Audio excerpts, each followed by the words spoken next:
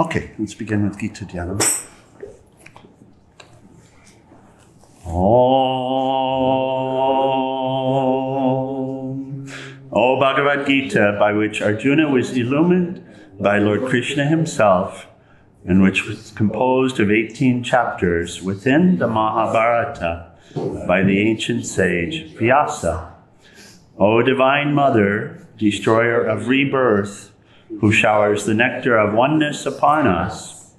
O Bhagavad Gita, my affectionate mother, on thee I meditate. All the Upanishads are the cows. The milker is the cowherd boy Krishna. Arjuna is the calf, and people of purified intellect are the drinkers, and the milk is the supreme nectar of the Gita. My salutations to the Lord, who is the source of supreme bliss, whose grace makes the mute eloquent and the crippled cross mountains. Hari Om Tat Sat.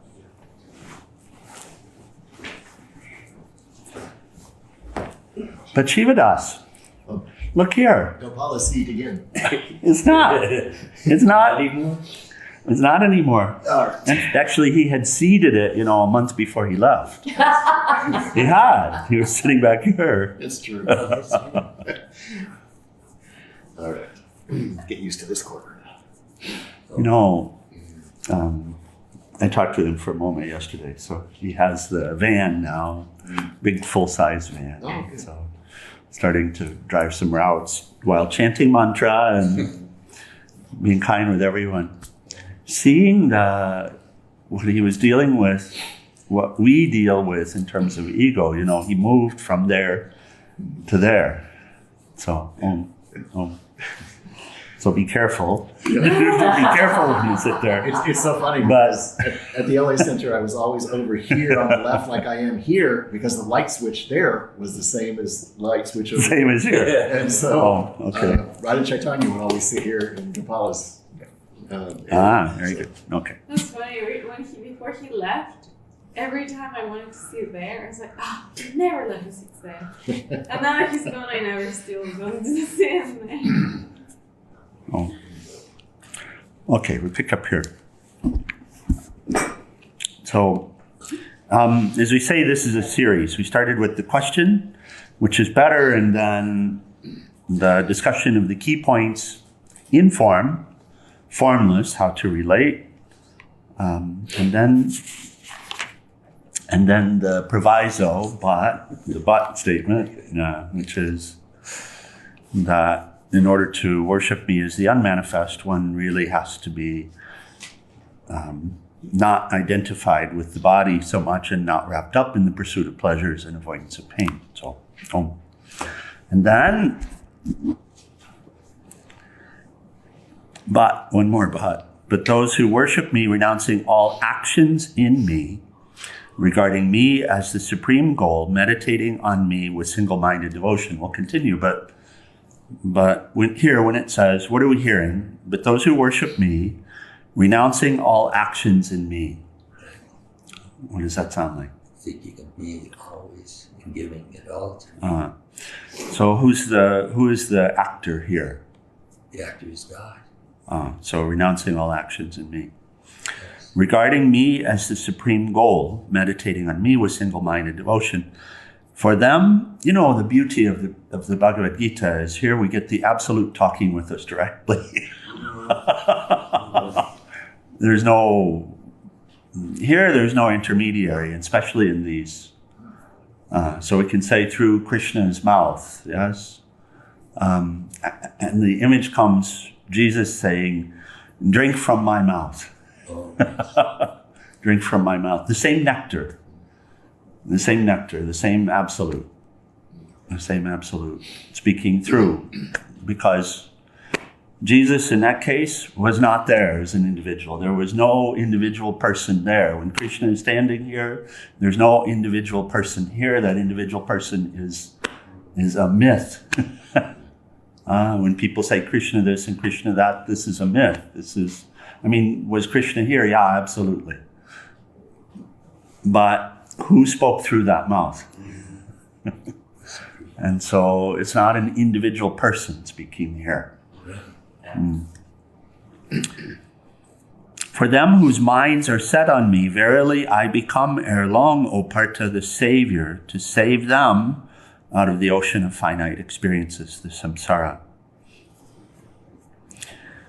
And just a little of the commentary from Swamiji says, first in breaking it down, those who worship me, renouncing all actions in me, to renounce all our actions to an institution, to an idea or a power, is to end our individual limitations. We talked about that a little bit yesterday morning. So in other words, I act for thee, or you act through me. This instrument is thine. Now there is a checking in, because still we have these vasanas and tendencies from days past.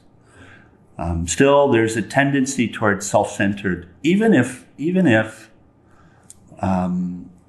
we're not aware of it, there's still the tendency towards self-centered. Because we've been living in this marketplace for so long. It's not just this birth, it's countless births. And Swami Premananda used to say the world is a marketplace. Everything here is for trade, for sale. You barter everything. So if you want somebody to be nice to you, you have to be nice to them in order to get them to be nice to you. So it's all a barter, right? I do this, now you pay me. And about everything, look at everything in a relationship. See how deep those expectations are going. And just that subtle feeling arising, I've been at the ashram now for a month, and I've done this and I've done this, and nobody ever says thank you. Look at how subtle this stuff is that arises. And then before we know it, it's like, yeah, that's right.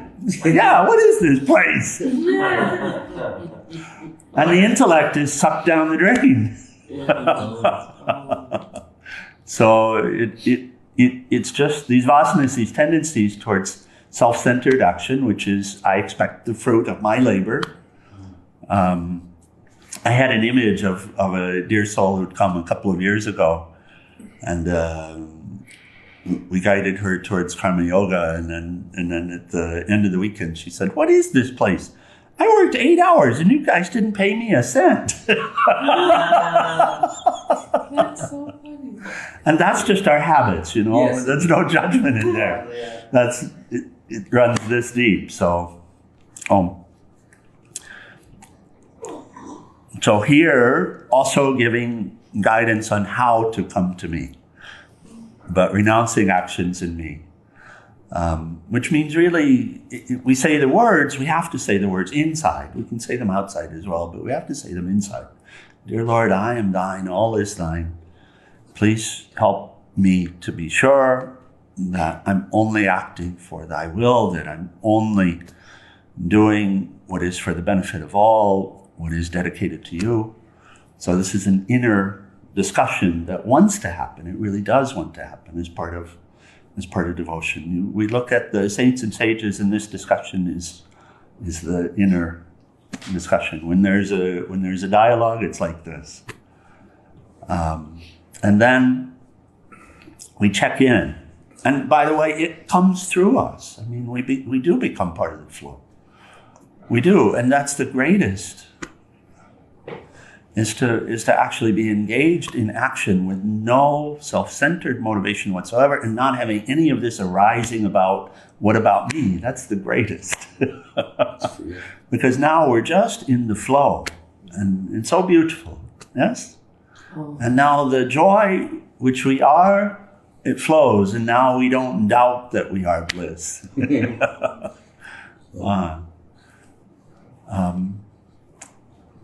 But in getting there, we also need to be doing a check-in and look and make sure, okay, is this really? And so we're constantly checking alignment as well, just practically speaking. Just checking alignment inside. And looking at the stuff that's arising and seeing if it's really in alignment. This is where thought power, the work of thought power comes in. So, but here we work for an institution, an idea. He's using the example of institution. It doesn't mean a church. An ideal is a good way to relate to it. Regarding me as the supreme goal, Swamiji says, a dancer never forgets the rhythm of the drum which accompanies her steps. A musician is ever conscious of the background hum. Similarly, a devotee is advised not to take up religion as a part-time entertainment or as a temporary escapism, but to consider the Lord as the supreme goal to be achieved in and through life. Kartikeya, it's time, please. Would you read that? Those 4 wisdom points here. See if that syncs up. This is practical wisdom. See nothing, look at nothing but your goal ever shining before you. The things that happen to us do not matter. What we become through them does. Each day, except everything is coming from God. At night, give everything back into his hands. Jnanamata. Oh, thank you. Is that how you pronounce his name? Jnanamata. Yeah, Jnana, like that. You did good. Her name, Mother. Mother. Mother. That's what Mata is, Mother. Ma. Oh. So, everybody's forgiven for everything. It's just our common stuff. When we come to spiritual path, often we come in a place of being broken. Right? And being broken, that is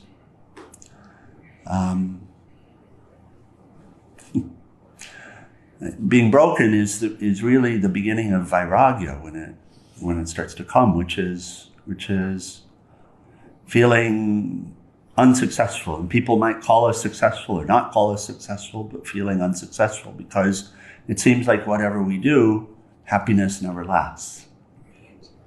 Maybe we get it for a moment, but it doesn't last. And so after, how many births of that and how many years in this birth, whether we are aware of it or not, simply wanting to be happy, and then living our life with whatever idea or ideal we have, whatever beliefs we have, and then invariably we get it and then it's gone. We get it and it's gone. And so broken. The beginning of breaking the habits, the old habits and such. And because of that, we may resolve to ourselves, well, I'm not going to have any goals anymore. How many times have I heard this? I'm not going to have any goal anymore. Life doesn't mean anything then. Whatever I do I don't get anyway, or I do get and it doesn't give me what I wanted, so I did this. I said, I'm not going to do this, I'm not going to do this, I'm not going to do this. So all of the things that I was actually good at, I said, I'm not going to do any of those. So, because I'd always held on to those things as something related to the goal. And so for a while I lived a very aimless life. So all of the old goals that I had were gone because they didn't do it. And I thought, okay, then I shouldn't have a goal. And often when we come into spiritual path, it'll be like this. But what's shared with us is, no, actually, we shot too low.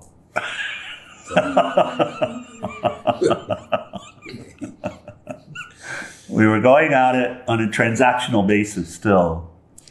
And in fact, the only way that life has a direction is if we do have a goal in life. So there's nothing wrong with having a goal. Most of us, though, would say, well, then it's a personal goal. I'm going to climb Mount Everest, or I'm going to do this, or I'm going to do that. But here we say, what is my goal? I want only thee, dear Lord. I mean, you use your own words, your own relationship, etc., but take a high goal. I will see spirit everywhere I go. I heard someone say this just the other day. Huh? So don't forget that goal. live for it.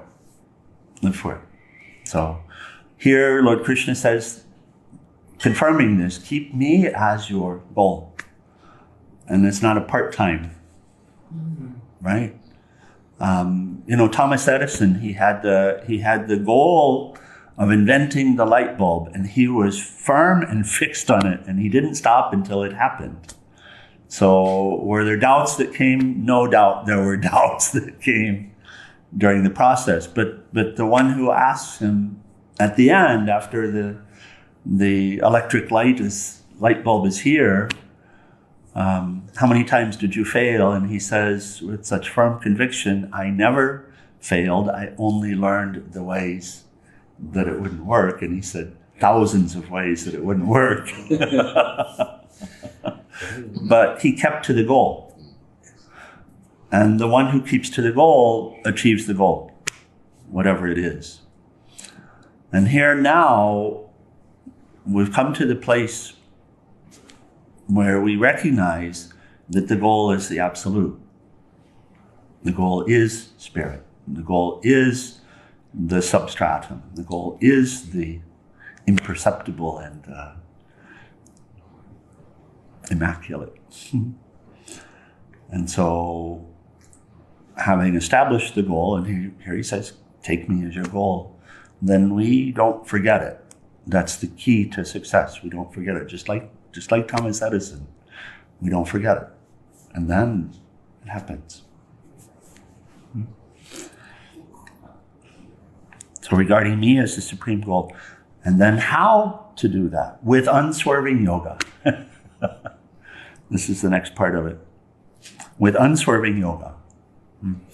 Swamiji adds, all attempts with which we develop our mental attunement with any chosen state of perfection constitute yoga, we talked about yesterday. And then he adds the commentary we were just discussing, ordinarily our goal keeps on changing and we reach nowhere even though our struggle is consistent. If a holiday maker has two sports in view and he cannot come to a decision on which place he wants to visit, then he reaches neither of them. He will be in a helpless state of confusion, traveling up and down the road, reaching nowhere and wasting his time and energy. And he gives Sanskrit, ananya. He says, anya means other. Ananya means without otherness. So Krishna is advising here ananya yoga, meaning a yoga in which the goal is ever steady and our mind has no sense of otherness about it, so it doesn't want to get wrapped up in other activities, right? This is it. And then he says this, finally, thereafter you shall live in me. So again, he gives us the formula here. And he gives us not, and then you might come to me. And then you might be happy. It's an absolute assurance. And this absolute assurance has been tested time after time after time after time after time. And it's always found to be an absolute assurance. Every single one who's reached the goal says this is the way it's done. And that it works every time. So when Krishna says, therefore, thereafter, you shall live in me. And Swamiji even adds, he says, this goal may look like an exaggeration for the finite mortal who's standing agitated and shy at the gateway of the temple of truth. In his habitual concept, he is a finite mortal entity, pressed under 1,000 limitations, suffering from a host of imperfections, and persecuted by an army of despairs. He fails to accept that he can rediscover himself to be himself the ever divine. So I was talking with one of our dear Sangha yesterday, and he was wanting to persist in telling me what was wrong with him. And I said, no, please don't. Please don't. Please allow yourself to be perfect. Please allow yourself to be perfect. Yeah, please don't focus on all these limitations because you're not actually limited. So if you were limited, then there would be a question about whether you could ever reach the supreme goal. But you've never been limited. And so reaching the supreme goal simply means to live in alignment with who you are, not who you take yourself to be. Right? We say sometimes because of who you are, you can do anything. Because of who you are, the power of this mind is unimaginable. Right? That when you think this way, then you become this way. But also, when you think only of the absolute, you become because you already were. Right? We say alchemy, but it's not actually alchemy in this case. It's an unveiling.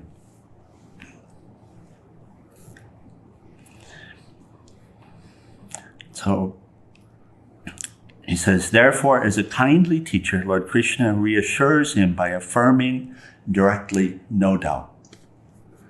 No doubt.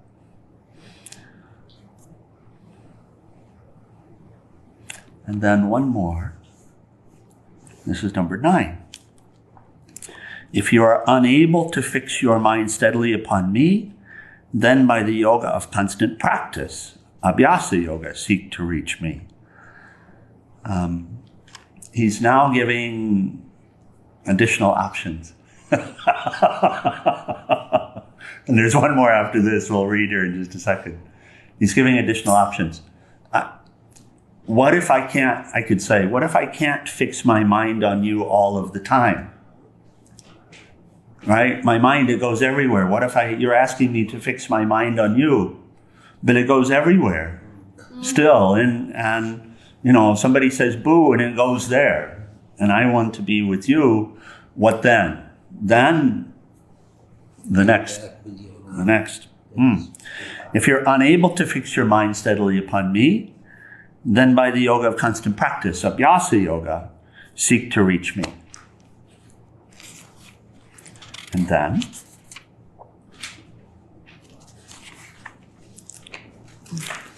there's a page in between here. What does constant mean? Sorry? What does constant mean? As in, like... Like this. Meditation practice is a good example. What's the practice? The practice is, in the japa meditation, the practice is observe the breath, chant the mantra in the mind. Okay, so that's practice. Now, what happens? The mind drifts. The mantra falls away. As soon as you're aware of it, what do? Do it again. Drifts. As soon as you're aware of it, what do? Do it again. You fall down, what do? You get up. You fall down, what do? You get up. You fall down, what do? You get up. You fall down, what do? You get up. What happens? You become stronger in getting up, and one day you stand on your own. So it's not about frequency, but about not giving up. Not giving up. Constant practice. Just keep coming back. What to practice here? Dear Lord, I am committed to practice your presence. Every time I don't, what happens is you're reminded that you're not, you see. Look at how that works. Who the heck is reminding you? Krishna. You don't do it for a while. You remember, oh my God. Yeah. And what do you do then? Just do it. Stand up. Constant practice. That's what that is. That's abhyasa yoga. And the Sanskrit word here is abhyasa, so just meaning constant practice. And then, if you're unable even to practice abhyasa yoga, be your intent on performing actions for my sake, Be you intent on performing actions for my sake. Even by doing actions for my sake, you shall attain perfection. So if you can't find the wherewithal to keep getting up, then just do whatever you do for my sake. And if you're unable to do even this, number 11, then just take refuge in me, self-controlled, and renounce the fruits of all action. So take me as your Savior. Just do that. And this you could say in a personal God. And this is the beauty of Christianity, by the way. When we look to those who find themselves saved, this is exactly what they've done. I take shelter in you. You've died on the cross for my sins. People can argue about this, etc., but also you'll see that it works. So I live for you. I take shelter in you. And I go out and I do all these terrible things, but I still take shelter in you. And you don't see the process of perfection that's happening because they're thinking of and taking shelter. Oh. Then even if you can't do any of the rest of this yoga, then just give your life to me, take shelter to me, and I will take you over the goal. So we were, a few years ago, we were in Michigan with, this was before Song in the Morning, actually.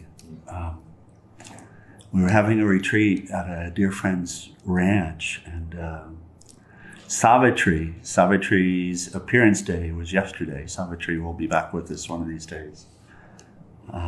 Very dear soul, and her friend, Carl, and he's taken a spiritual name, but the name that's coming is Carl. They were in the retreat, and they had this translation of the Gita into a poem. And of course, Bhagavad Gita is song. So Sir Edwin Arnold, who I'd never heard of, about 130 years ago, something like that, translated the Bhagavad Gita into an English poem. And so they read these shlokas, actually 11, from that. They had a copy of the book with them and they read it, and I'd like to offer that this morning. So we had a print copy somewhere or other, but Kindle saved us. We don't know where the print copy is, but Kindle saved us. Okay, I'll just read all of it in order, so you can just eyes open or eyes closed, but try to be open. Eyes open, eyes closed, try to be open. Don't try to take yourself somewhere else. Allow yourself to be here for this to flow through you.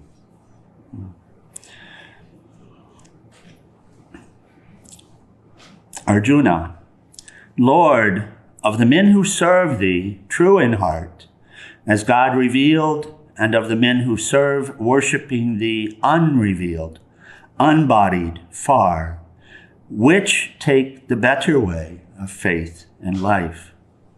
Krishna, whoever serve me as I show myself, constantly true, in full devotion fixed, those hold I very holy.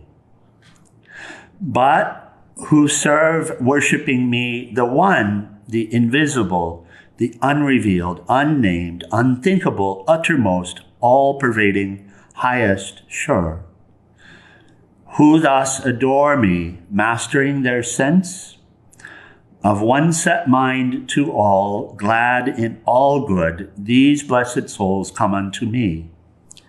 Yet hard the travail is for such as bend their minds to reach the unmanifest. That viewless path shall scarce be trod by man bearing the flesh. But whereso any doeth all his deeds, renouncing self for me, full of me, fixed to serve only the highest, night and day, musing on me, him will I swiftly lift forth from life's ocean of distress and death, whose soul clings fast to me. Cling thou to me. Clasp me with heart and mind, so shalt thou dwell surely with me on high. But if thy thought droops from such height, if thou beest weak to set body and soul upon me constantly, despair not. Give me lower service. Seek to reach me, worshipping with steadfast will. And if thou canst not worship steadfastly, work for me, toil in works pleasing to me. For he that laboreth right for love of me shall finally attain me. But if in this thy faint heart fails, bring me thy failure. Find refuge in me. Let fruits of labor go, renouncing hope for me with lowliest heart. So shalt thou come, for though to know is more than diligence, yet worship better is than knowing, and renouncing better still. Near to renunciation, very near, dwelleth eternal peace. Who hateth not of all which lives, living himself benign, compassionate, from arrogance exempt, exempt from love of self, unchangeable by good or ill, patient, contented, firm in faith, mastering himself, true to his word, seeking me, heart and soul, vowed unto me, that man I love, who troubleth not his kind, and is not troubled by them, clear of wrath, living too high for gladness, grief, or fear, that man I love, who, dwelling quiet-eyed, stainless, serene, well-balanced, unperplexed, working with me, yet from all works detached, that man I love, who, fixed in faith on me, dotes upon none, scorns none, rejoices not, and grieves not, letting good or evil hap, light when it will, and then and when it will depart, that man I love, who unto friend and foe, keeping an equal heart, with equal mind, bears shame and glory with an equal peace, takes heat and cold, pleasure and pain, abides. Quit of desire, hears praise or calumny in passionless restraint, unmoved by each, linked by no ties to earth, steadfast in me, that man I love. But most of all, I love those happy ones to whom 'tis life to live, in single fervid faith and love unseeing, drinking the blessed Amrit of my being. Hariom Tat Sat. So that's the full chapter 12. We'll come back in the morning, continue.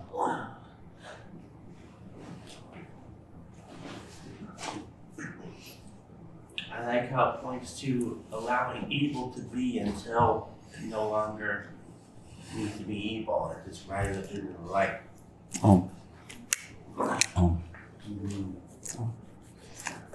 Okay, so we'll close. Final prayers in RT, page 174.